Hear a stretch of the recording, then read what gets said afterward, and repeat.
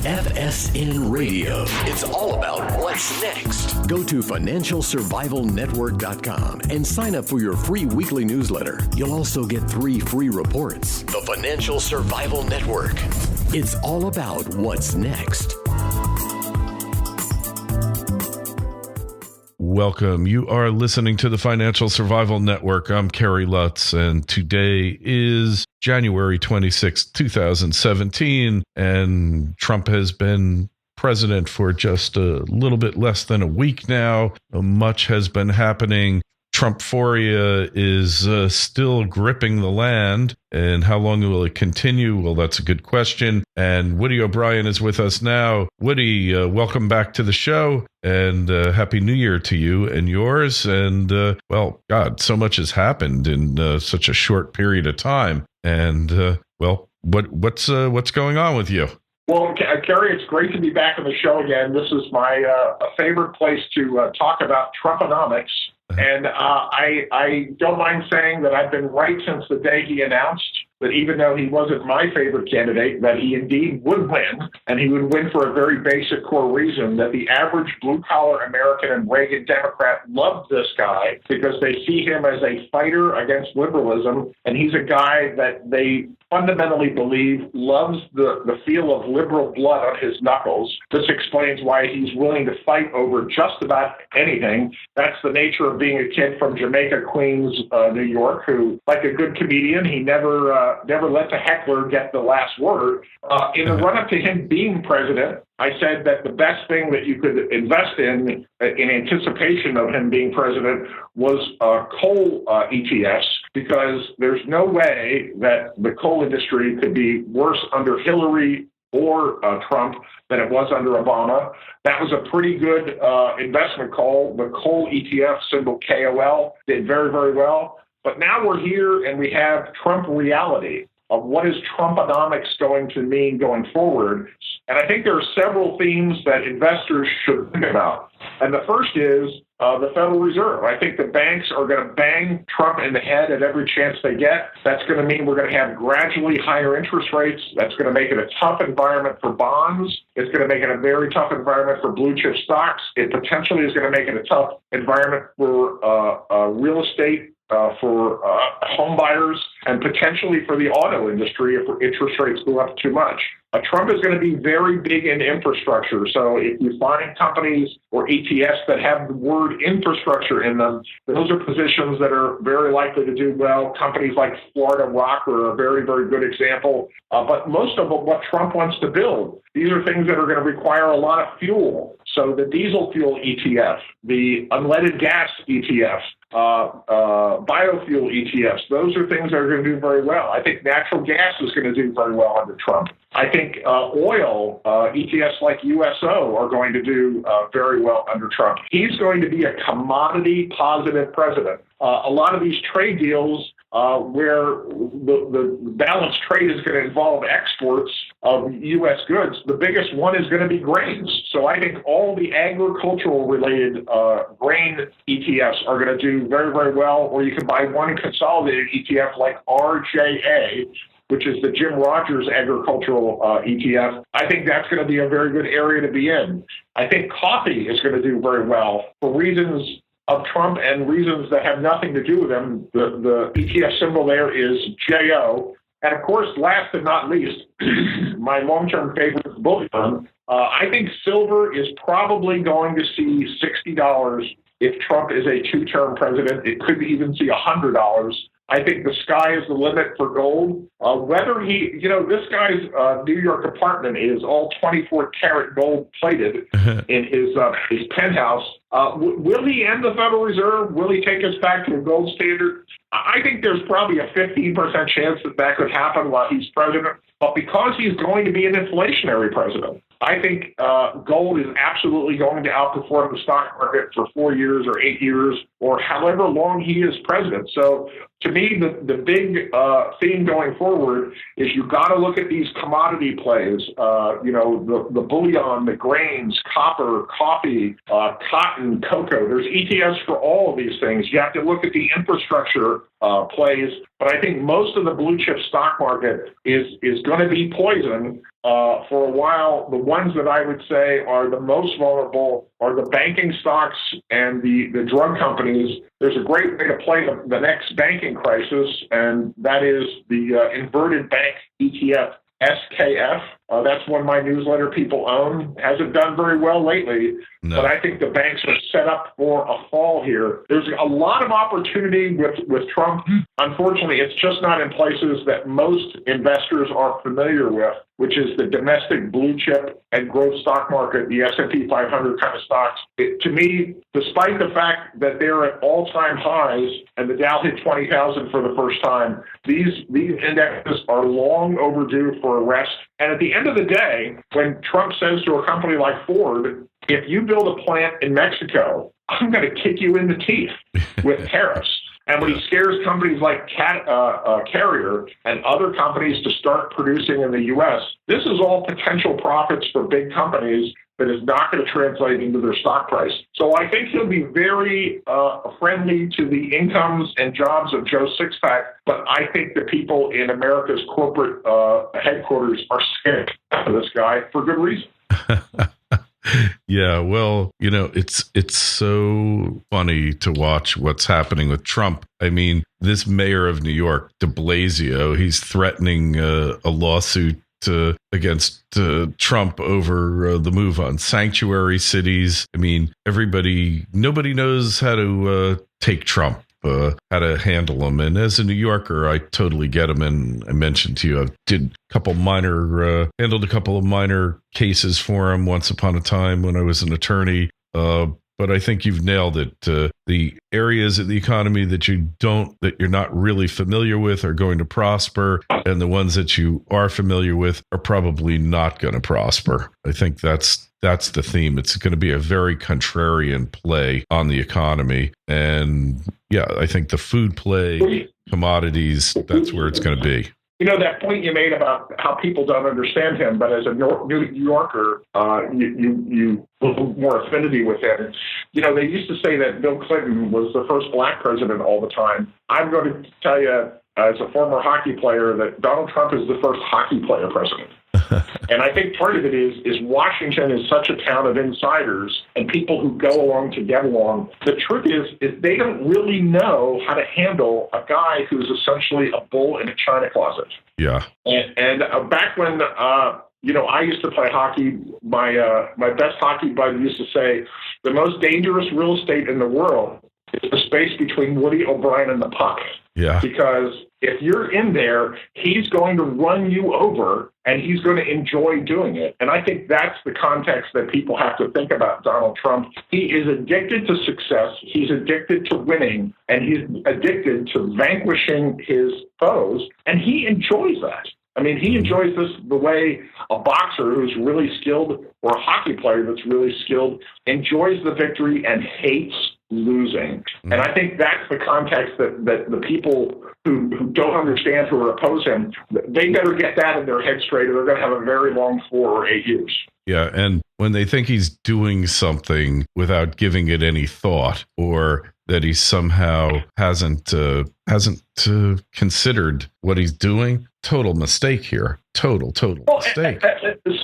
Someone who is successful at the level that he's been successful at in a commercial property market as difficult as New York is. The people who think that you can manage the kind of branding success that he has built, and at the same time be someone who doesn't think through the consequences and blowbacks and plan every action and is somehow careless, I got news for you.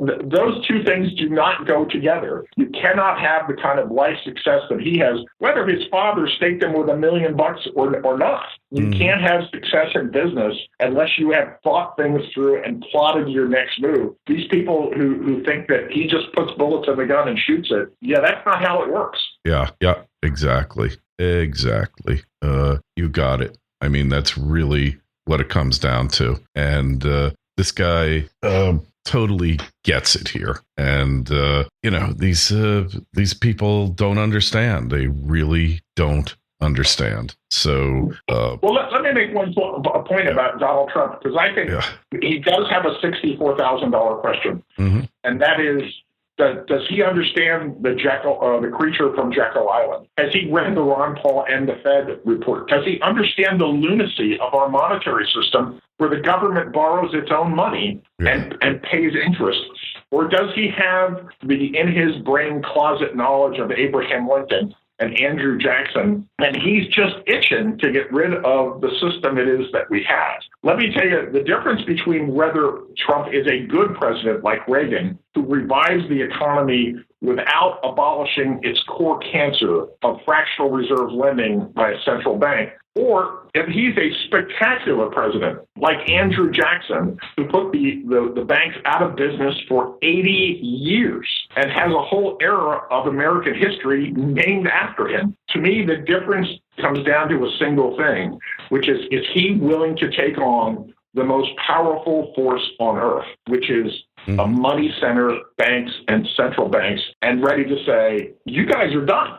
Yeah. If he's prepared to do that, if he's prepared to risk his life and his family's life on that mission, he has the potential to be as great as George Washington. If he doesn't do that, he has the potential to be as good as Ronald Reagan. If he fails on the things he's promised to restore the economy, this guy's going to be a one-term president. Yeah. Well, look, I think he's known all along what he's up against. He's well aware of the Federal Reserve, but he's not willing to talk about taking them on at this point. But we're going to know a lot more about this soon here. You know, it's interesting. We are.